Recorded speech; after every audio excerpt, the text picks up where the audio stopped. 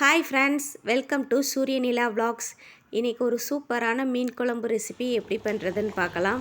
நான் கடையில் வாங்கின எந்த மசாலாவும் ஆட் பண்ணாமல் வீட்டிலையே அரைச்சி வச்சுருக்கேங்க. நிறைய மெத்தடில் மீன் குழம்பு வைப்பாங்க, அரைச்சி வைக்காமல் சும்மா மசாலா எல்லாம் போட்டு அப்படியும் வைப்பாங்க. நான் பார்த்திங்கன்னா இன்றைக்கி அரைச்சி தான் வச்சுருக்கேன். அதுக்கு ஒரு வடைச்சட்டியில் 2 டேபிள் ஸ்பூன் கல்லெண்ணெய் ஆட் பண்ணிவிட்டு, சின்ன வெங்காயம் 1 கப் அளவு நல்லா தோல் சீவி அலசி ஆட் பண்ணிக்கிட்டேன். ஒரு 10 பல் பூண்டையும் ஆட் பண்ணிக்கிட்டேன். சின்ன வெங்காயம் போட்டால் கொஞ்சம் டேஸ்ட்டாக இருக்குங்க, அதனால தான் சின்ன வெங்காயம் சேர்த்திருக்கேன் நான். தாளிக்கிறதுக்கு வேணும்னா ஒரு பெரிய வெங்காயத்தை கட் பண்ணி போட்டுக்கலாம். காரத்துக்கு ஒரு 6 மிளகா வத்தல் எடுத்திருக்கேன். நான் மிளகாய் தூள் எதுவும் ஆட் பண்ணல, அதனால தான்.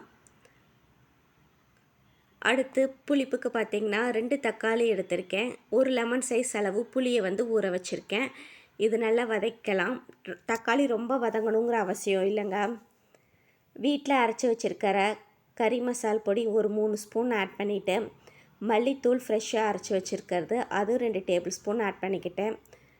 கொஞ்சம் மஞ்சத்தூள் ஆட் பண்ணிவிட்டு லைட்டாக வதக்கிட்டு ஆறுனதும் நல்லா பேஸ்ட்டாக அரைச்சி வச்சுக்கலாங்க. இப்போ அதே வடைச்சட்டியில் 2 டேபிள் ஸ்பூன் கல்லெண்ணெய் ஆட் பண்ணிவிட்டு, கடுகு கொஞ்சம் போட்டு பொரிஞ்சதுக்கப்புறம் சின்ன வெங்காயம் இல்லை பெரிய வெங்காயம் எது வேணுமோ அதையும் போட்டு கருவேப்பிலையும் போட்டுக்கலாம். எப்பயுமே மீன் குழம்பு பார்த்திங்கன்னா கொஞ்சம் அகலமான பாத்திரத்தில் வச்சா தான் உடையாமல் இருக்கும். மீன் குண்டால் வைக்கிறத விட. நம்ம அரைச்சி வச்சுருக்கிற அந்த பேஸ்ட்டையும் இதில் ஆட் பண்ணிவிட்டு, லெமன் சைஸ் அளவு புளியை ஊற வச்சுருக்கேன்ல அதையும் நல்லா கரைச்சி இதில் ஆட் பண்ணிட்டேன்.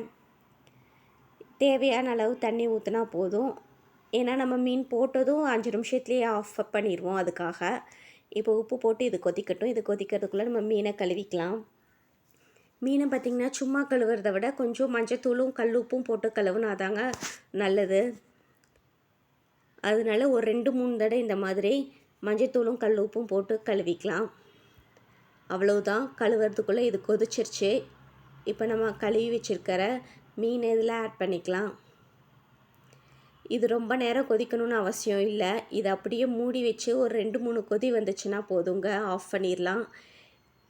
நம்ம இப்போ காலையில் வச்சுட்டு இதை சாயங்காலம் சாப்பிட்டோன்னா மீனுக்குள்ளே அந்த மசாலா எல்லாம் உள்ளே போயிருக்கும். சாப்பிட்றதுக்கு ரொம்ப டேஸ்ட்டாக இருக்கும் அப்பயே சாப்பிட்றத விட. அது மட்டும் இல்லாமல் இது ஆறி சாப்பிட்டா தான் செம்ம டேஸ்ட்டாக இருக்குங்க. அவ்வளவுதான், சூப்பரான மீன் குழம்பு ரெடி ஆயிடுச்சு. இட்லிக்கும் கூட நல்லாயிருக்கும் இந்த மாதிரி அரைச்சி வச்சுருக்க மீன் குழம்பு. நான் இன்றைக்கி சாப்பாட்டுக்கு தான் வச்சேன். இந்த வீடியோ உங்களுக்கு பிடிச்சிருந்தா லைக் பண்ணுங்கள். இது வரை சேனலை சப்ஸ்கிரைப் பண்ணாதாங்க சப்ஸ்கிரைப் பண்ணிக்கோங்க. பாய் பாய்.